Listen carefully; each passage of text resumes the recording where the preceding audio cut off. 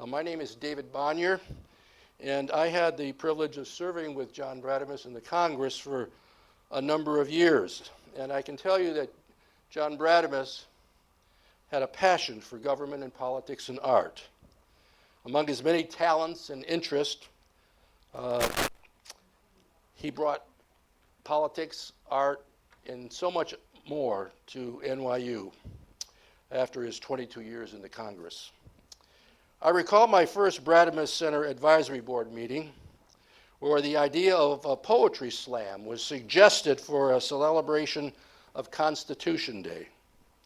I got all excited because it was a vision to elevate the political dialogue in a substantive and dramatic way that's often missing in our political discourse. So I traveled to New York just to see how it all would play out on the stage, and I was mesmerized by the creativeness of the performers and what they had to say. So I come this evening with anticipation, particularly since I have just returned from Ukrainian Poland, bearing witness to stories of refugees and their caregivers in the early dark and frigid days of the invasion of February 2022, when 10 million Ukrainians began to migrate into Poland and were received with open arms by the Polish Samaritans in what I call the Polish miracle. Katrina is a student who is going to Zaporizhia to help, and she's probably there now that school is out. She said, "We have bravery and we have evil. We should not let evil win." And then another student chimed in, "Being Ukrainian is about freedom, supporting truth." The theme the students spoke were accusatory of Russians, but were uplifting and confident. "We will win," they said. "We are proud of our heritage. This war has highlighted our national character." The students see a bright future for their country and are resolved to build a better Ukraine. And many of them, in their spare time, in fact, almost all in this class, were working to get funds in order to help their soldiers, buy night goggles, contribute to buying and purchasing ambulances, drones, and those kinds of things. They shared the disgust for the Russians and their war crimes. This is not only Putin's war, they said, but the war of all Russians. That was almost a universal feeling of the students that we talked to. Christiana remembers the first day of the war in February of 22. "The whole night I was imagining Russian tanks driving around my city, which is in the far west of Ukraine. Then," she said, she realized the fear and strengths and the emotions of people of Bucha and the people in the south of Ukraine where the war was raging and innocent people were dying. Christina started to sob. Children killed, women raped, such things. She gained her composure. She paused and then added, "But we are strong and we will stop this evil." We would later learn on this very day we were in that class, that bomb shelter, that the International Criminal Court overseeing war crimes charged Putin and his top aide of kidnapping Ukrainian children. These comments by these students reflected to me the impact of the Revolution of Dignity in Kyiv and around Ukraine in the fall of 13 and winter of 14. 104 protesters were killed demonstrating for reform and democracy and an end to Russian destruction of Ukrainian culture. Ukrainians are fighting for their very survival against a brutish and morally corrupt Russia. They are fighting for democracy and freedom, and they are fighting for all of those who believe in those values. And they're fighting for us here in the United States. On the 15th of May, our team, former Congressman McDermott, Father Daley, and myself, will explore our trip to Ukraine and Poland, and we will also discuss the performance that we will see in just a second here. So I thank you for coming. I hope you enjoy the performance today and you get something out of it. I'm sure we all will. And then we can move forward and hopefully change the world just a little bit. Thank you.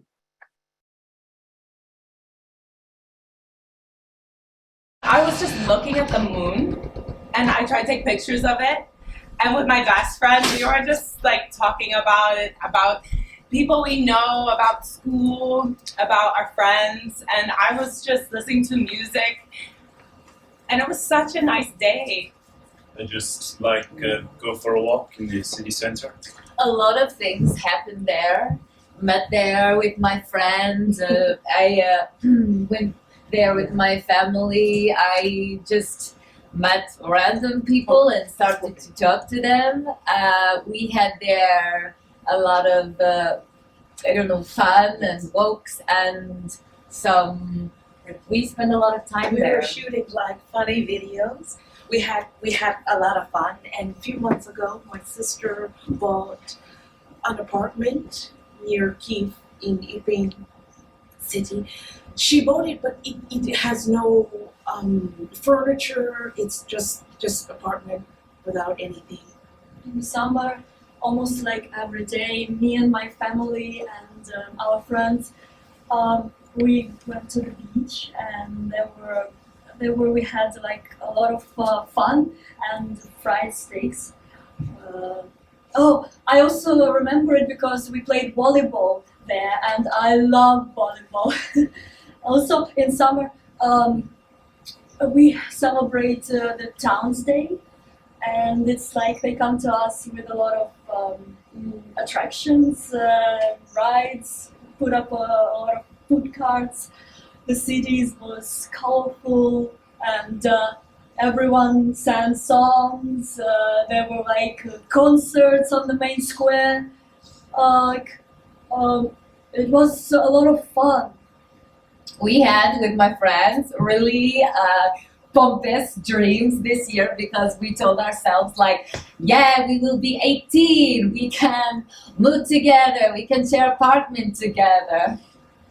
Kiev is a city which have a lot of blossoming trees, flowers, this feeling of like you're in a big city, but the city is so green, cherry and apricot trees were blossoming.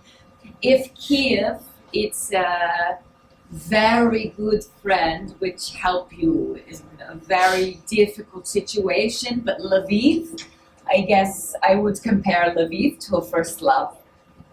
I fell in love every time when I go through the streets, when I see the architecture, because this romantic atmosphere is everywhere there. Also, Lviv for me is always about the family, because family is there and we have very nice these Christmas celebrations.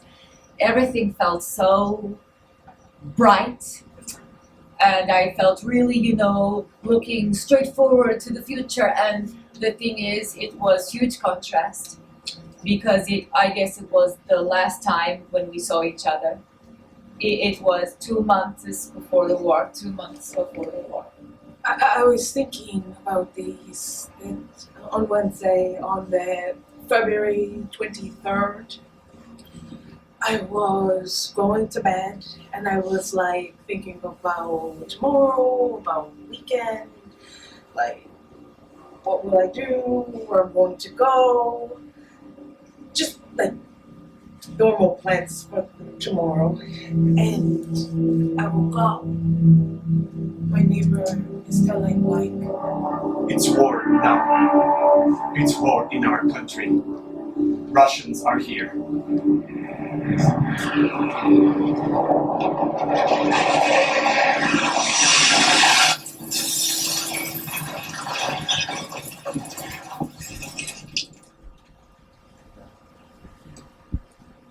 Та недовго сонце гріло, недовго молилось.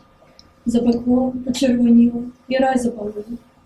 Мов прокинувся, дивлюся, село почерніло. Боже, небо голубе, де помарніло. Поглянув я на ягнята, не мої ягнята. Обернувся я до хати, нема в мене хати. I woke up 24th. I just woke up. probably it was 5 or 6 o'clock. At first I didn't believe, but he said not a joke. My mother said there's a war in Ukraine. Call your dad. where is my dad? Why are you in clothes? What happened? I was like, what's rocket? What bomb? What's happening? We ran away from our flat. We had not any connection, internet. We had no any phone connection. We didn't have enough food. So we go to the metro station immediately. It's not like a decision. We just understood that we should do this. I was there with maybe thousands of people. We were sleeping there, eating there, hearing noises and bombs outside.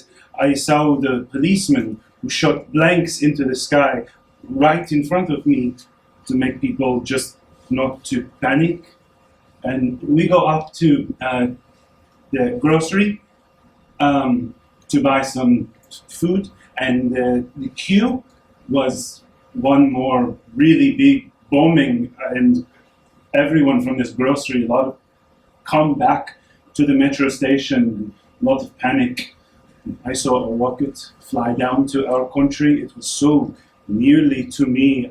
I was going by train to a safe place when it happened. I heard a lot of sirens and was in the different shelters. Also, I was very sick with COVID-19. Well, at first I started really deep crying. My mom tried to make me not cry. It started bombing. So we all go to parking. We in car sleeping. And the second day, we all together try to think, will we go or no? We did, because anything will just end, I think, in a month. I'm not sure it will end in a month. Maybe it will be World War III, I don't know. For me, it was like, my mom texted me because she woke up because we're bombing Kyiv. And the scariest thing was that, like, the first plane, one of the planes that were above Kyiv, and one of the pieces of the plane, it landed right next to my mom's house. And we thought that the banks in Ukraine would stop working, and then, well, I realized that I would be stuck here for a long time. Everyone from my family was they wanted to go to Lviv, and I was the only one who told them to go to village. And because of that, I feel guilty because of that. I was the only one, and they trust me.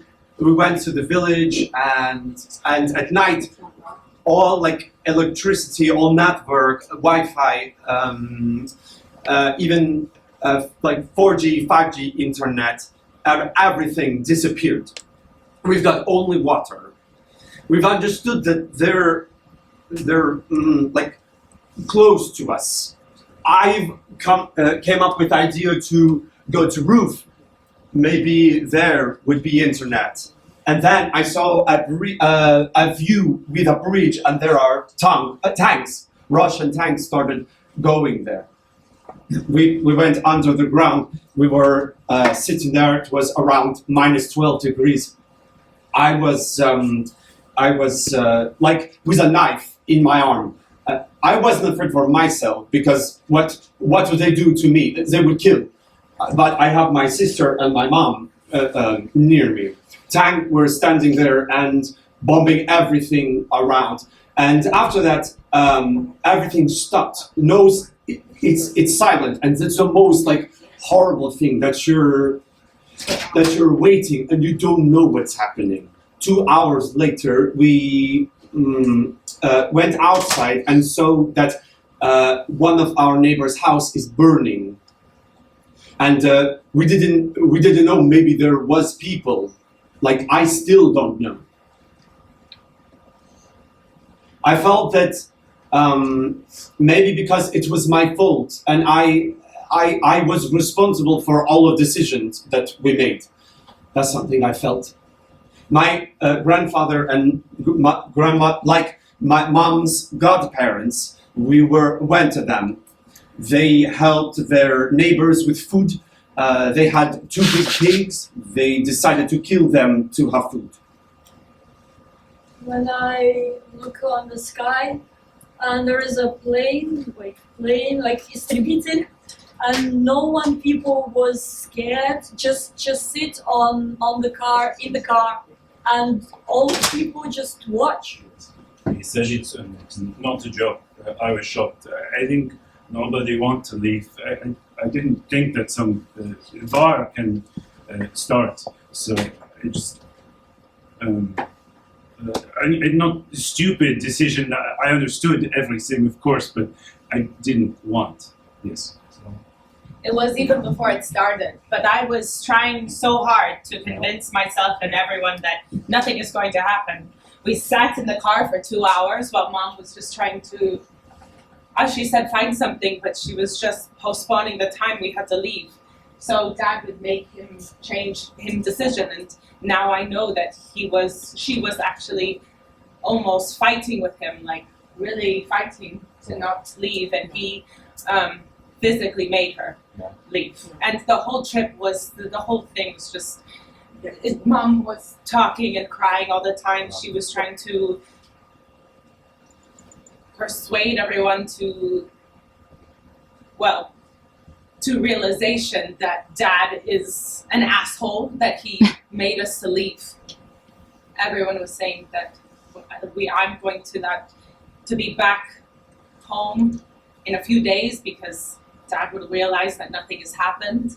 I understand that this thing that I heard in TikTok is really true, because I think it is disinformation, but it's true. My sister, I think that she was very, very scary, but she hid it, this emotion. She don't understand what happened. And in this bomboscopy, she just laughed. My mom says we have to go to Germany because her sister says that we can live in her house. The railway station where we were, there were a lot of people there, and I was just looking at their faces, and I felt like I'm in some kind of movie. Seriously, like for the first time I had this feeling like I'm in a movie about war, and I'm naturally me. It's just like the role, and it's just the circumstances I have right now. It really feels like a movie. It doesn't feel like it's something real that should have happened to me. And when I was looking at people's faces, I noticed that, like, there are some people who are smiling, and I think those are the ones who try to stay positive. Usually they are girls, by the way, like teenage girls, maybe a little older than me. My mother got lots of anxiety, so she told that we will go here just for a vacation. We arrived here on 18th. We were celebrating the friend's birthday, and it was a big party. And I woke up and came downstairs, and everyone was very sad. And my mother just told me to call Dad. I'm a type of a person who tries to, my defense mechanism is laughter, jokes. So I was trying to make fun, and it works when in the moment, but when you stop laughing or you stop making jokes or having a conversation with your friends, it's not funny anymore. In 10 kilometers from us were bombed, I don't know, kids center. There are planes everywhere, there are tanks everywhere. When I went to the second floor, I was in a laundry room, and I heard shootings from the helicopter. Helicopter started to shoot. I understood the helicopter is very close to our house. This helicopter could shoot in our window at any moment, so we need to move. And when we decided to move, Russians started to shoot at the civilians. The tank just moved into the village, turned his kids and started to shoot at every house randomly, just for, I don't know, for fun, just for being scary.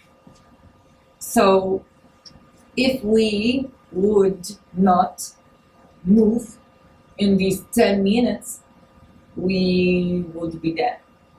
It's interesting that you don't panic in moments like that. You don't panic. You you panic. you panic, but you don't cry or you don't scream. You don't. You start acting. You start doing something. So I need to pack my backpack, I need to call my parents, I need to do this. It's so interesting how our brain works. It doesn't feel tragedy, you know, and I cried only the time that I cried, like wept. It was when I got into Poland. So when I got into safe space. So only in the moment when you understand here nothing gonna happen, you start being weak. I was sleeping at the mattress in the church when we went upstairs from the shelter, and we saw a very beautiful evening sky with sun, with green grass, and then we saw a fire, and the fire started to develop, to burn everything that was in front of us. Everything was okay, but then explosion and a lot of fire. This moment was like very cinematographic because we saw the moment, the perfect image was broken. So we heard the sirens. Thank you. Sirens, really? Yeah. Stay safe, Marina. Go.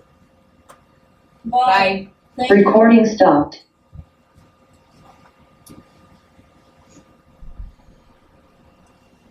Цей білий світ – березова кора. По чорних днях побілена десь звідти. Сьогодні сніг і той вже поривався. Сьогодні осінь похлинулася дим. Хай буде гірко спогадом про вас. Хай буде світло спогадом про дивне. Into Italy. France. Clothes, toys, books, manga, comics, like a notebook for drawing. From Ukraine into Poland. Now I'm in Poland in my sister's house, so I'm not in Ukraine, thanks God. My clothes, all the notebooks for my school. We had to get the tickets to Germany, and there were no tickets. Budapest. A bus station. I started painting several days before the war started, and this paper still there in the empty flat. I'm in Vienna. A train station. Mom say we can take a big chimodan. I take one book, but not like Peppa Pig, but not about killers or something else. Spain. The people were absolutely everywhere. We took books about post-apocalypses, about invasions, about something that's, I don't know why, and something about religion. I'm in Germany. My favorite pillow that I have, 2 toys. One of those toys is like my toy from childhood. It's my favorite toy from 3-year-old me. Like to brush my teeth, pictures, like with my family. My grandparents. My cat and my dog. My cat. My dog. My mother's sister. My dog. Dog, cat, and hamster. My dog, and I don't have my dad. My father. My father. My dad. My dad. My dad. My dad. My dad. He sleeps in this place with all the other men in the territorial defense. I don't know. I don't even know where he is, and I feel proud, but I feel scared because most of my friends' dads left, and my dad could leave because he has 3 children, so he had an opportunity to leave, but he didn't. One of the happiest moments that I had in the past few months were the ones where I got to actually talk to my dad. We FaceTimed and I could see him and talk to him. And he would tell me about his new friends in the army and how everybody's so different. But at the same time, they got so close and have so much in common. They just now the help with humanitarian. They bring some ammunition and people. They slept with what is it like gypsies' house? They slept on the floor with money in their underwear. My grandparents, they're strange because they just like stay there like nothing happens. They say like, yes, we hear the siren and the shootings, but they like say that they are okay and they have food, so they can stay there. My grandfather, he's an artist, and now he is painting a lot. But I think he's sticking to his modern art. Someone just called my dad and said that he needs to go, tell that my dad needs to go to army. We were really scared what we will do. I had a really big hysteric. I didn't know what to do. We thought that we can all together go to Europe, even though my dad cannot go there because, well, man needs to go to war and protect his country. So we tried to do something. I'm just really happy that my dad, not in the army, he's with me and he didn't go to fight and protect the country. I can't hug my dad. I can't hold my dad. I can't see my dad only in video. What about your pets? Dog, right? Yes, dog and cat and hamster. And hamsters, so are they with you? My dog with me, and I love him. And when I go to the toilet, he cry and under the door, and when he see me, he really happy. And hamster thank you because she very small, and I give her something to eat and water, but she take food and hide it on her small house that she has. But yes, she's in Kiev. Mm-hmm. But she has enough food, right? Yes, really. Mm. Good. I have a lot of hamsters, and they died when I was 9 years old. I have hamster, but she died because we take her but it was girl. We take him, our friends, and he just died because it was really stress situation. I try not to cry in front of anyone or like my mom. My dad, he's like his jobs are like where he worked and what he did. Well, he's like he will be one of the first people they will take there, and he doesn't like have a choice. And I was so scared. I just didn't believe that he will come back or whatever. I mean, he's like 50-something years old, right? And his eyesight is not really the best, and he's not really like into sports stuff. So I thought, like, what is he gonna do there? He won't probably survive, you know.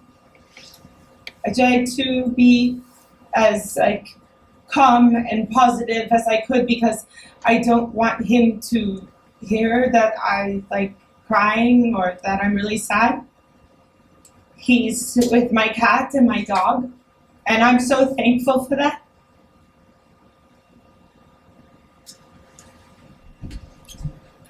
All connections which I have, which is by news, by internet, by a president's page on Instagram, by my friends, by I chat with them, and of course there's connection by my soul and by worrying. A really encouraging video, which I just seen. I really needed to be motivated right now.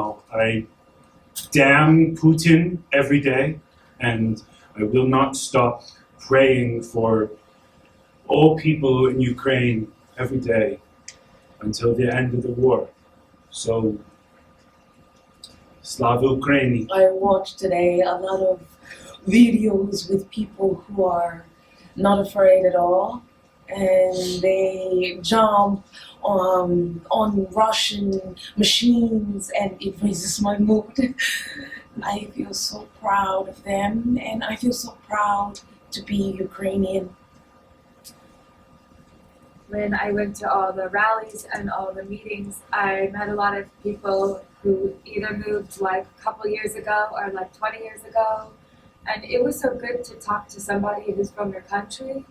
I felt like when people say like, oh, they're from my country, it's so good to talk to them. I didn't get it. I didn't used to relate to it, but now I do. I'm trying to help with my laptop. Almost every day I am flooding phone numbers of Russian celebrities and military officers whose numbers have been disclosed. And now, more than ever, I am proud to be Ukrainian. I was just maybe watching my telephone and playing some games to not think about the war. All the day went like this. I was just writing, checking the news to see the situation. I watched it every day, like the first 3 or 4 months. I wake up and I'm like, I want to watch TV, you know? And then I watch TV and I realize that another 16-year-old, 17-year-old was killed yesterday because she and her mom were trying to leave, like on a car. And it makes me want to not watch TV, to not do anything. And when you don't do anything, it also makes you feel bad. But at the same time, when you can do something and they can't, it also makes you feel bad. You just go from one feeling bad to another feeling bad. I think probably he want Russia will be bigger.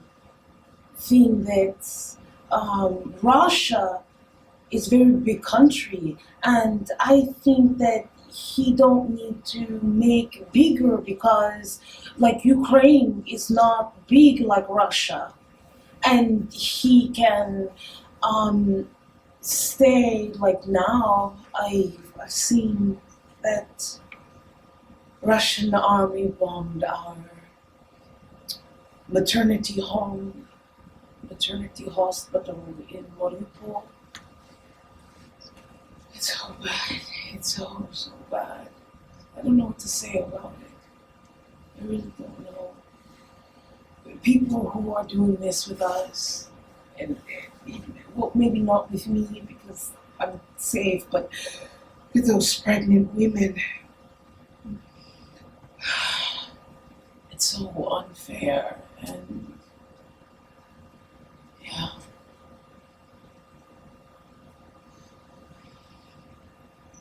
Yeah. I don't know, coping with it and dealing with everything. And well, I like this kind of humor, you know, because now again, everyone is sending those weird photos and hearts, like with little dark jokes about the events. Yeah, and these stories about like women that broke Russian drones with a can of pickles. With a can of pickles. You hear this and you think, oh God, our people, they are They are the best. People here in French in my school, where I'm studying now. So every day I receive several of questions, the same question, and this is why this is by pupils. Are Ukrainian and Russian languages the same? And of course I say no. It's hard for them also to understand that people in Ukraine still speak Russian. So I say them the reasons. I say them, well, Soviet Union, we Ukrainians know the big difference of Russian and Ukrainians. A lot of people think that they can continue to speak in Russian language because it's their freedom. I'm scared of forgetting Ukrainian since I don't get any practice here. I mean, I do speak it online with my friends and my family, but I don't get any practice here since everybody speaks English. I disagree with my mom because she dislikes people who speak Russian, even if they are Ukrainians. And I don't get it. We should unite. The most important thing that nationality, that how a person presents himself or herself is Ukrainian. Ukrainian is our language, and Russian language is now language of our enemy, and it gives like a lot of reasons to Russia government to say that here is not in Ukraine, not Ukrainians, for example. Here are Russians because they speak in Russian language. I don't understand influencers who posted like one story about like pray for Ukraine and whatever, and then the next stories they have every single day is like them in different events, so like partying, meeting their friends, and all that. It doesn't mean that the whole world should be depressed because here is war. No, but people should post things when they like, because they really care about them, not just because everyone's expecting them to post something. I know that now the first wave of information is going down. I really don't want that the people in all the world forget about this problem and start thinking about their own problems because they can. But the war continues and the people suffering the same.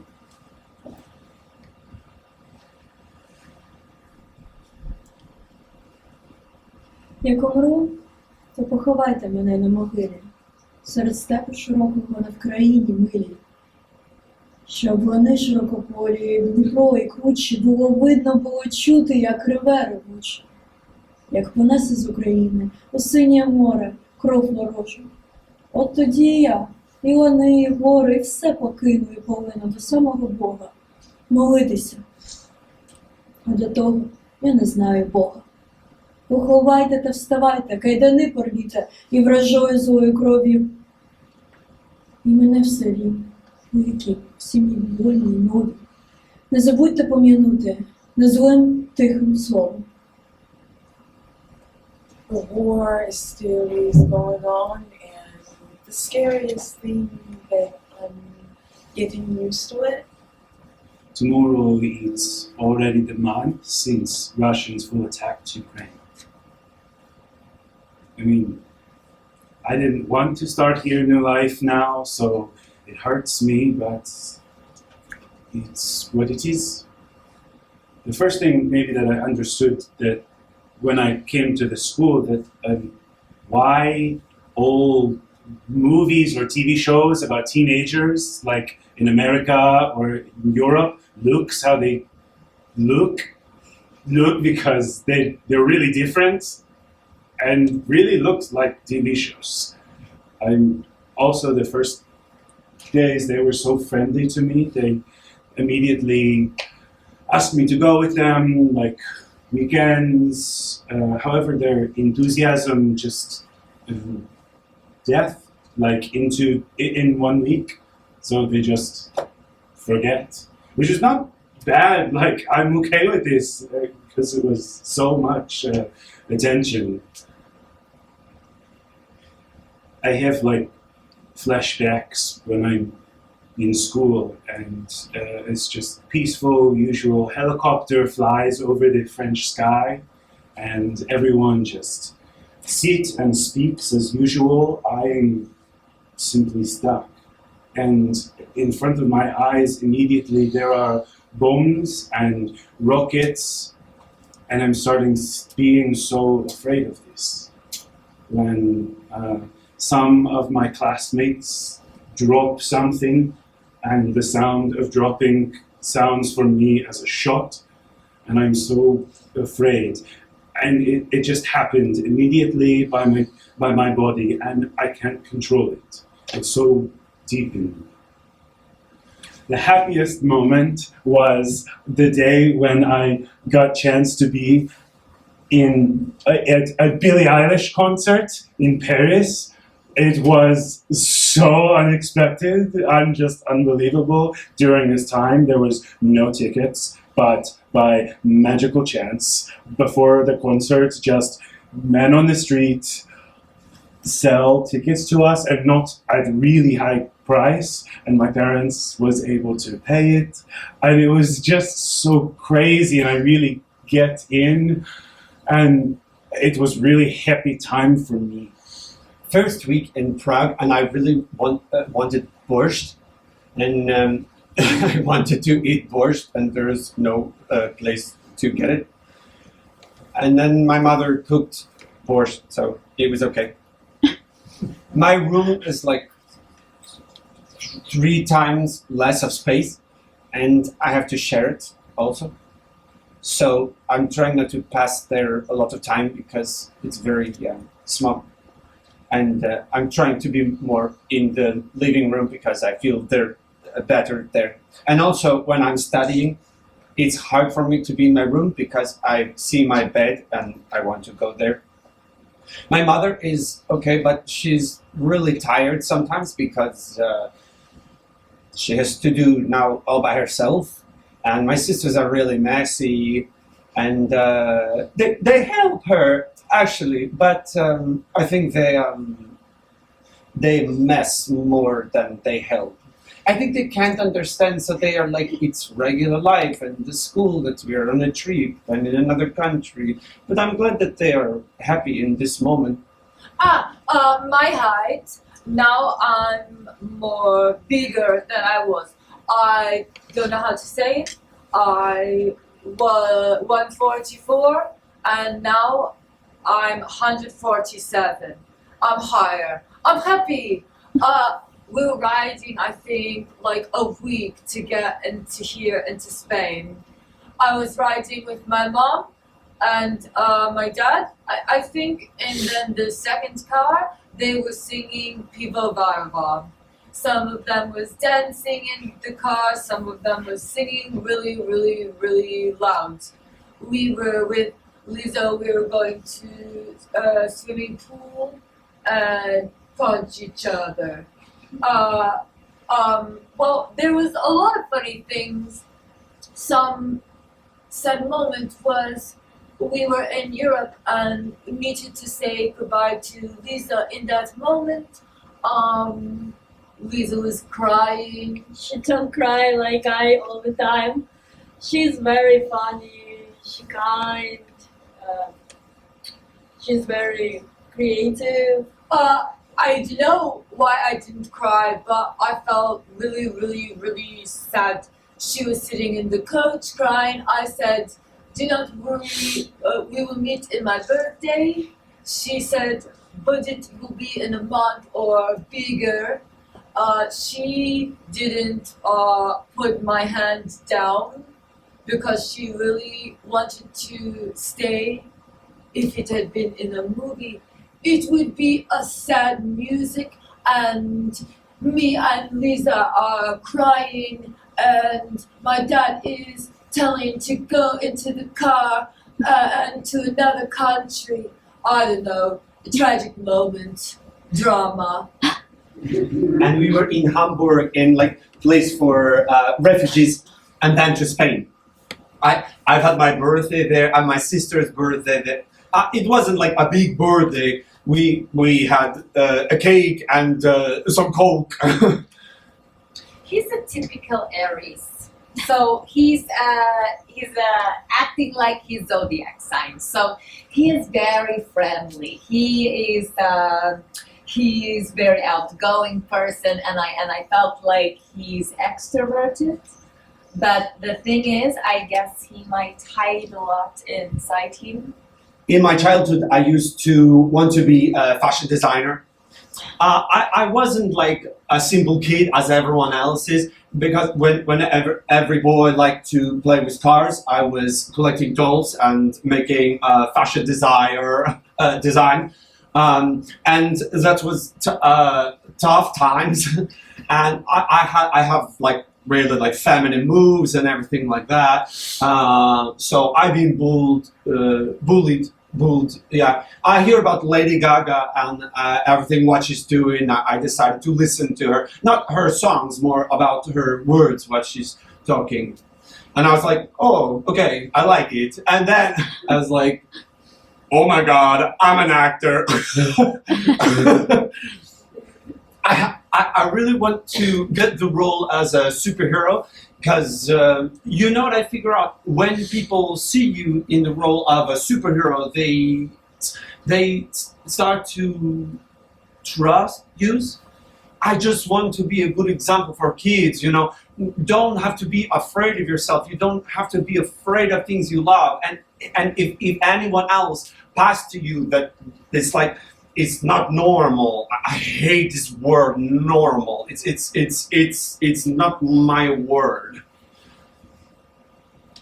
I didn't want my mom know about my troubles in life, because I understand that she has her own trouble, and I don't want her be in my ones. My dad passed away when I was 3. My sister was 2. He had cancer. I actually don't remember him. I remember him from stories I was told. I'm ready to I've understood how much I love my family, how much I'm going to give for them. Like I never thought that I would die for them. I don't know. I still have, like, you know, it's a hole inside. Like I feel empty. You know. I'm still feeling guilty because of everything that happened. Like if we didn't go to that village, I feel responsible for every emotion my family is feeling now. I can call it like a shadow, because you can see your shadow, but you have no idea what's inside of your shadow. I would like to know how to support this, because I can imagine how it's hard always to be on positive side, and sometimes you feel not in the best way, and you can have talk with somebody. Also, I felt from him a very, I will say this again, fire energy. I'm trying to text my mom as much as possible, but she gets really annoyed by it. And yesterday she told me that if I call her one more time, she'll block me till the war ends. So I'm not allowed to call her, I'm just allowed to text. She took a video of me leaving, and like when she was doing that, I thought, like, what if it's the last time I see her for a long, long time? And I kind of turned around and she was still there. And it was like the warmest, like, it was like the most special goodbye I've ever had with someone. And you know when you kind of have a feeling that like something's gonna happen and this is like the last time you're gonna see someone? I had that feeling, and well, I wanted to say something, but it was too late, and I knew she was happy that I'm leaving, and I just couldn't. don't see the point in doing anything. I'm not alone, and that I have support. I feel so much better. I feel that I have no power to do something. I have no motivation to do anything. I will feel a lot better in a week or even in 2 days. It was a pretty intense day. You have like no personal space, and it's just really hard, especially when you feel really low. I feel insecure. I'm in a new place again, and I just cried. Everything is pushing me to do something, to change something, to volunteer. But I feel that I just want to be left alone. And also, I don't really know the language. I feel guilty because I left my hometown. I left my parents. Everything changes all the time. I feel happy that I can walk in the street. You know when your mom asks you to take a selfie of like me, my mom, and my dad, all three of us? And of course, I'm always like so annoyed, and I never want to take it, but I still do. And now I realize that it's the best picture I have of all three of us all together. I'm like a few hours ride from my own country, and it's so different situation here. Here, everything is normal. Here, people live normal lives, and I feel that it's not fair. It's not fair. I feel that it's not fair. That in my country, all people, my family, everyone is feeling insecure. It's feeling unsafe, and just few hours, and you are in a country where everything is normal. You don't hear explosion. You don't sit in the basement. I didn't really like it here in Hanover at first. People here are different. I will say they try to be really right and everything, and really like follow the rules all the time because they're like from Germany. I don't know.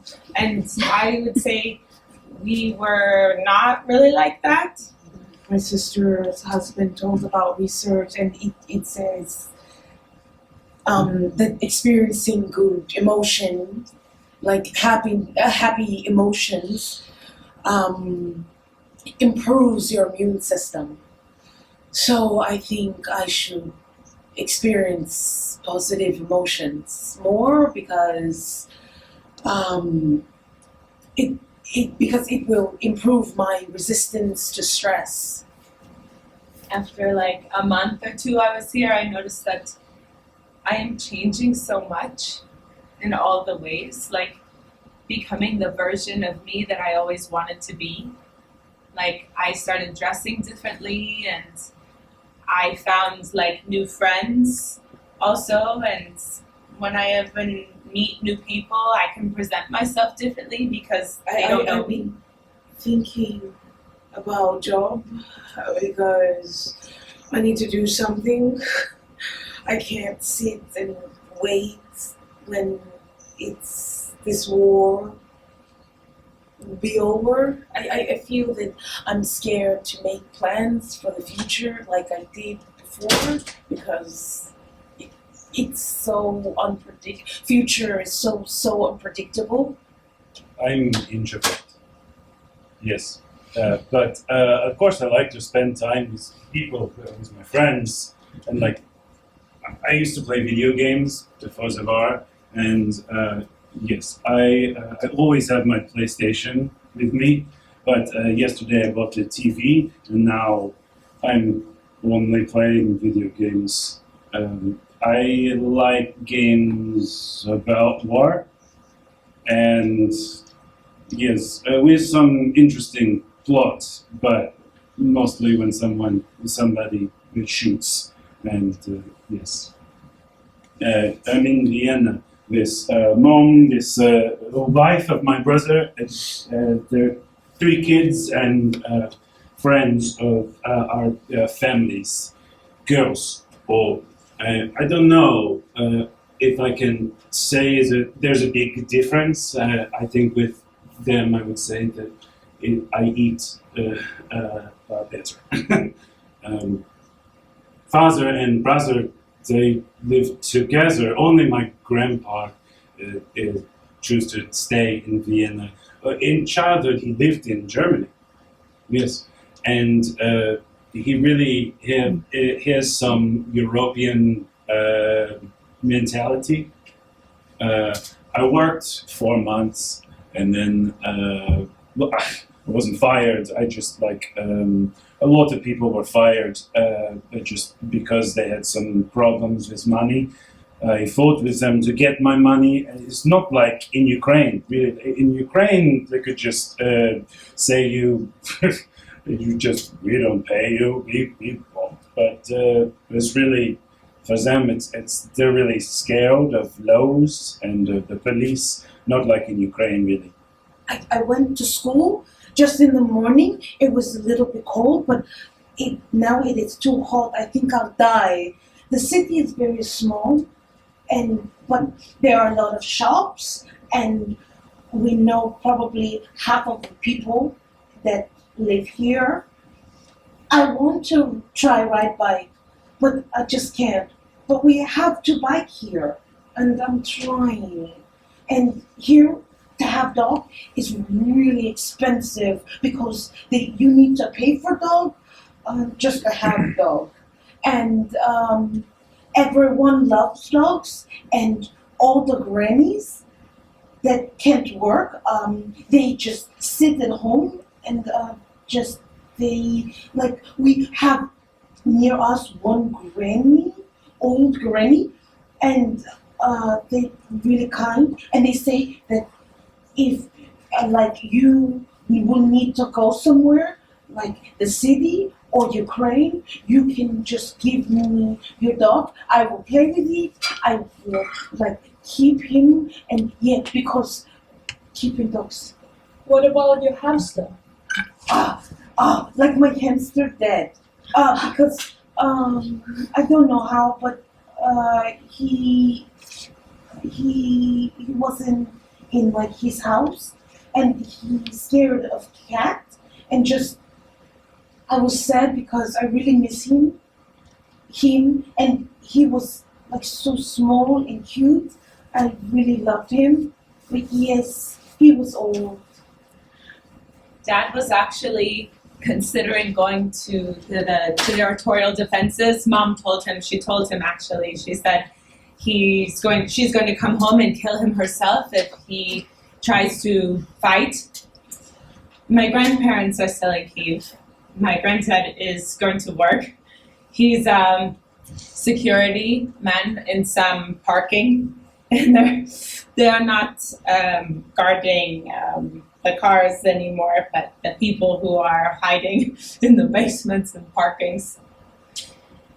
Everyone can support. I mean, I'm here in the refugee center, there are volunteers, everyone is trying to help in their own way.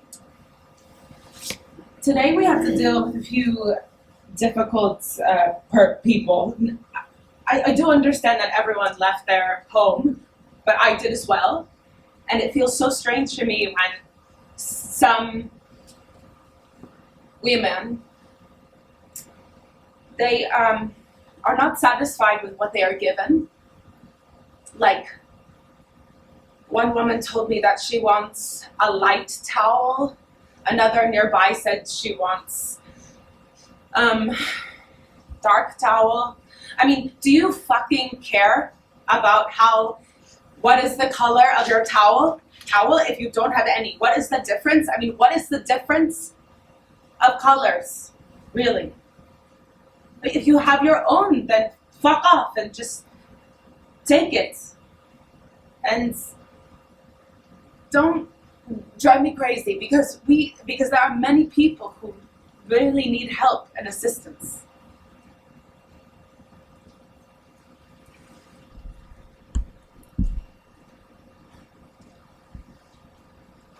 My name is, and I am almost 15, and I live in my town is not big, it's a modern city, but has the nuclear power plant. My city is quiet, a lot of people use bicycles, and I don't know, my favorite place is in the library because there is free Wi-Fi and you can hang out there. But now it is closed. This house of culture is closed, and the teachers are fired, and the swimming pool is also closed. I miss my swimming routine every day. I went to the swimming pool. It's like, for me, it's like relaxation, meditation. I miss library. I really miss paper books. I don't want to read electronic. I miss my singing lessons. There I am not stressed and sing my soul and feel alive. Feel free my emotions. It's dangerous to speak about it and even talk about your opinion about it. And I try to write it on my diaries. I have 2 diaries. One my everyday diary, and the second one diary is a gratitude diary. I sit down always on the evening and wrote 10 or even more points that I'm grateful for.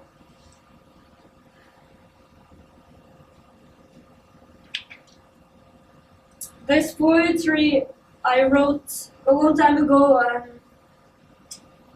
Так ось. Живеш собі один в кімнаті, нікого не чекаєш.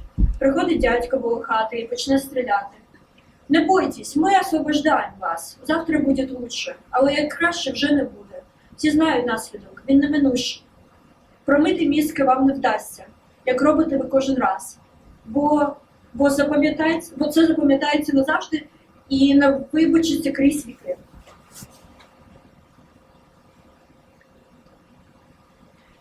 I was shocked, really scary. Unknown guys with guns start on your city and you don't know what they will do, and in some days they're bored and it's like if they want they shouldn't air. I feel angry, I feel furious, I feel disappointed, but I go home, I drink some pillows and calm down. Actually, I have very few people with whom I can speak because all of my friends in my town, they leave my town, and when someone asks about the situation, I try to text very shortly, and when I delete this message before I see my friend view it. And while you're talking, you have to filter your sentences, your words. It's hard for me because I really like to take some opinions honestly and truly, and now I can't do this because I will hurt somebody. It's hard to see your town slowly go to the bottom. When something was like shiny and sparkly, now it's gray and pale, and my town slowly goes to ghost town. I try to analyze what I'm saying now when I'm alone in my flat. Came and lived here, and it is strange how they act like they're confident that they help us and show us the best life, and it's embarrassed me a lot. I did not want to leave my dad because he's an employee at the nuclear power plant, and if he leaves the plant, the station, the other employees will decide that he's a traitor. My father couldn't go to work today. Today power plant off, and he says that in winter we will not have any heating because some electric передатчик damaged, and there are no employees who recovered.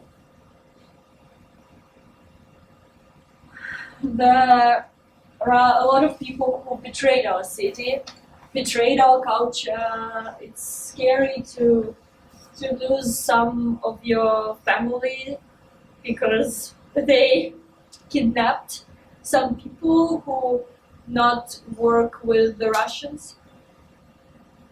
And if the situation goes worse and worse, they can drive you to the gray zone.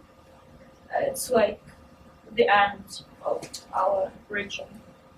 You have your clothes, but you have not your phone, your flat, even your car.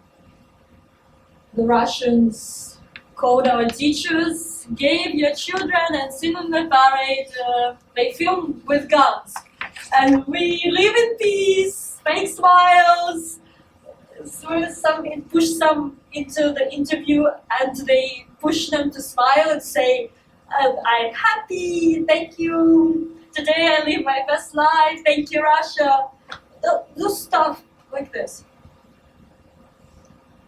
I have really big ideas, but I have no way of realization of them because of the war. And I am 15 and I have no clue what I do in the future. I'm not a kid, but I'm not an adult. How can I do plans for day that I can't see myself in the future? I'm a Ukrainian, and I will be Ukrainian forever. But it's important to feel yourself free without being free. I didn't do a lot of activities in Kiev. I wish just come back to Kiev and went for a walk. I guess go for a walk in city center. I have some favorite places. The thing is that I'm not sure that I would want to live there because all will be in ruins. But let's see, maybe they will do more interesting, maybe, and make really good new city. It will be maybe better than it was. I'm in Germany right now, in Hanover, and I went to school here, which is like an international school in English. I really want to finish school here, but also 3 years is a long time. I don't think any of us were prepared for that. I've always wanted to leave Ukraine. It was my dream to go to college in the US and leave my home and never come back and visit my mom and my dad. But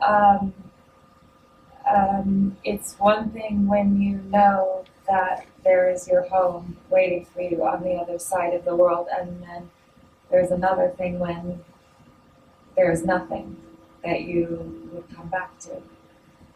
I just wanted it to be my choice, not somebody else's. For the first time in my life, I'm not excited about my future and I don't know how it's going to go. I wanted to come back home and to spend the next year with my family, yet my parents are against that because they think that I will be throwing everything away just for going home. There's nothing left there. None of my friends are there, only my mom, not even my sisters. I think that's the only place where I can actually be happy. How am I supposed to live my life and be happy and experience all the good things in my life when my mom sleeps on a mattress in the middle of a hall between two walls and two doors.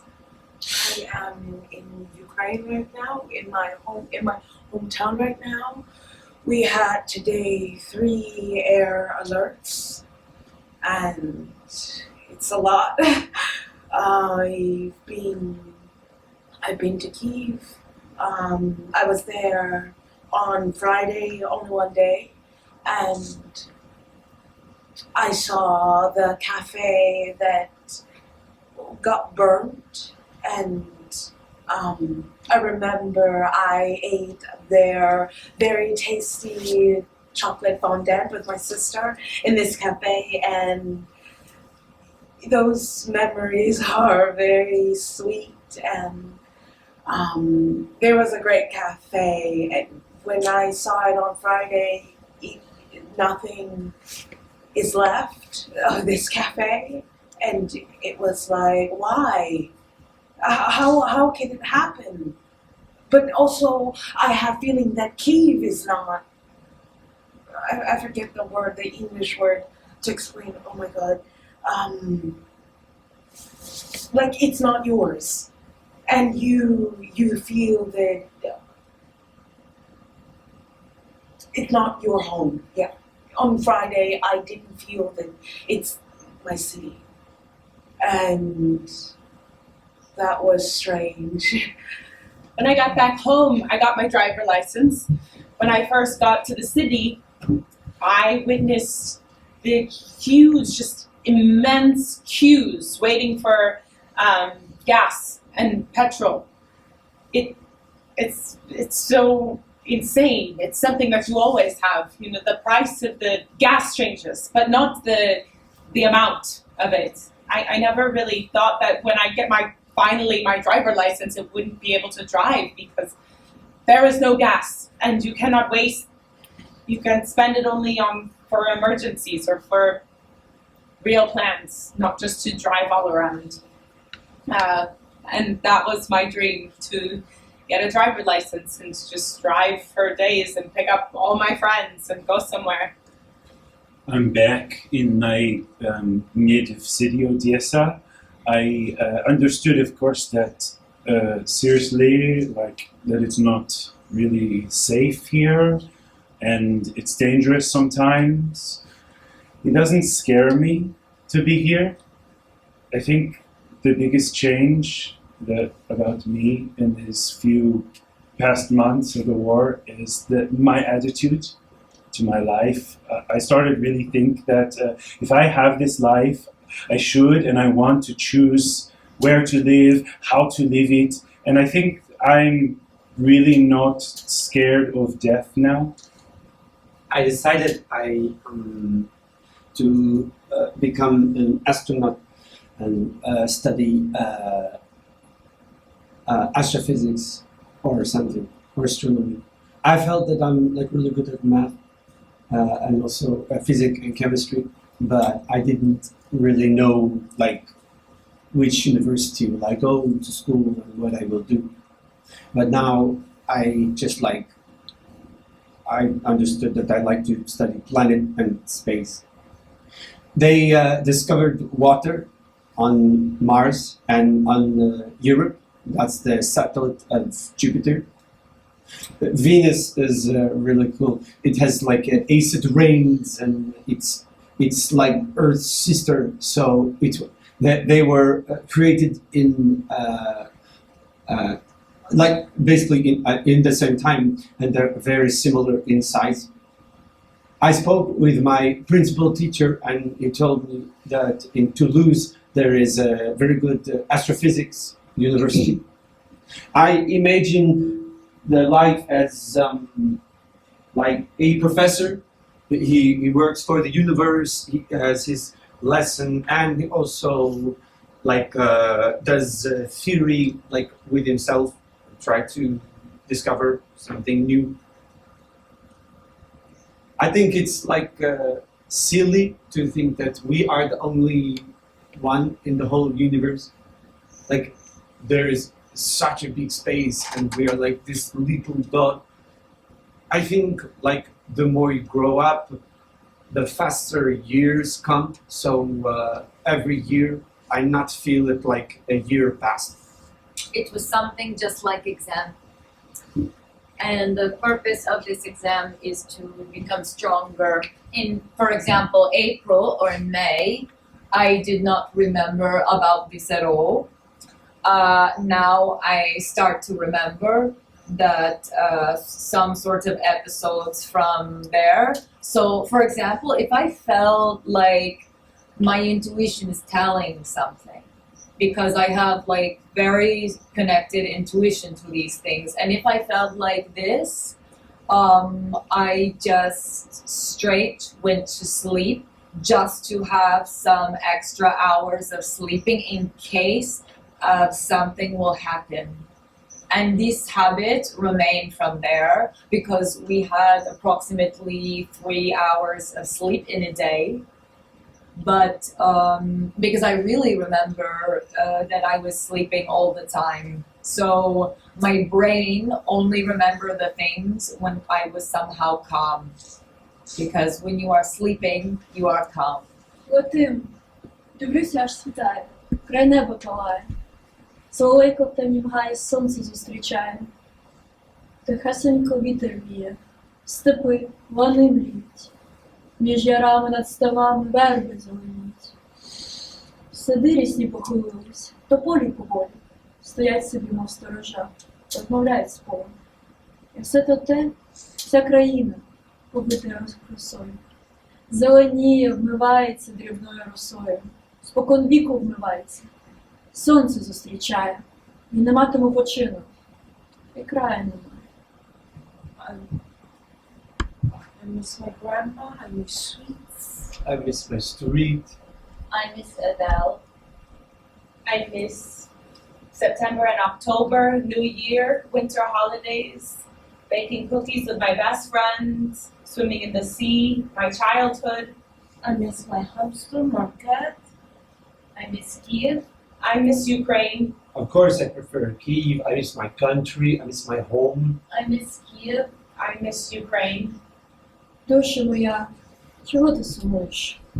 Душа моя убога, чого марно плачеш? Чого ти шкода? Хіба ти не бачиш? Хіба ти не чуєш людського плачу? То глянь, подивись. Back when I was running around like a squirrel in a wheel and not giving myself even the break, like even on the weekends.